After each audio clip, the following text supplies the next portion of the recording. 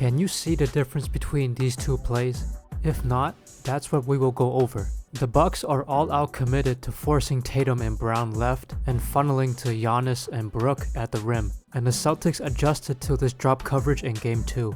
In Game 1, the Celtics fell into the Bucks' trap and tried to finish over their length going left or letting Horford or Smart shoot threes.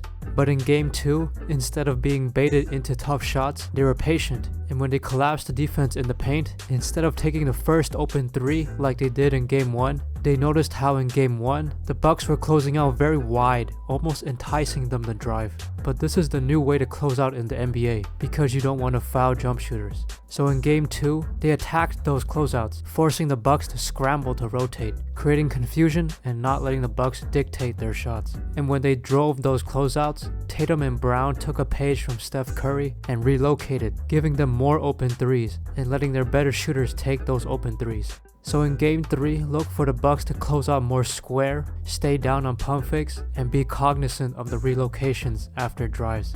Another adjustment the Celtics made was using Tatum as a screener. Since the Bucks want either Holiday or Matthews guarding Tatum, any guard-to-guard screen like this, the Bucks were reluctant to switch, so this guard can get downhill. So look for the Bucks to either hedge with Holiday while Allen goes under. But then the Celtics can then counter by having Tatum slip the screen. Then he either has an open three or he has all the space to attack, with Drew at a bad angle trying to recover. There are more adjustments need to be made. When Tatum throws back to Williams, he needs to immediately sprint back for this handoff. The key is immediately, like what Steph Curry does, because once he throws back, unless this defender is really disciplined, they will fall asleep or relax for a split second, allowing him to create separation.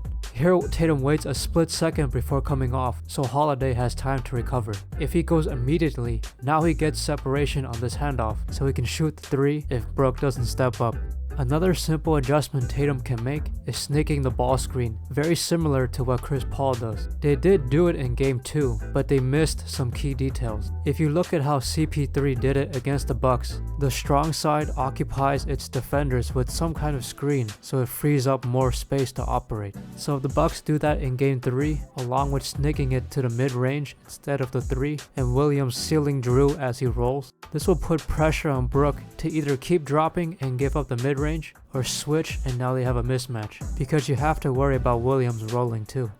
On this double drag screen in Game 1, Tatum had the option to split it after the first screen because Portis is switching, leaving this gap open because his momentum is going towards the direction of the second screen. So they must have saw the film, because in Game 2, Tatum did split it, but one more adjustment the Celtics can make is have Horford flip the second screen, so Tatum can get downhill without a defender on his back, and again he can then snake it and put Brook in a tough spot playing his mid-range and Horford's roll.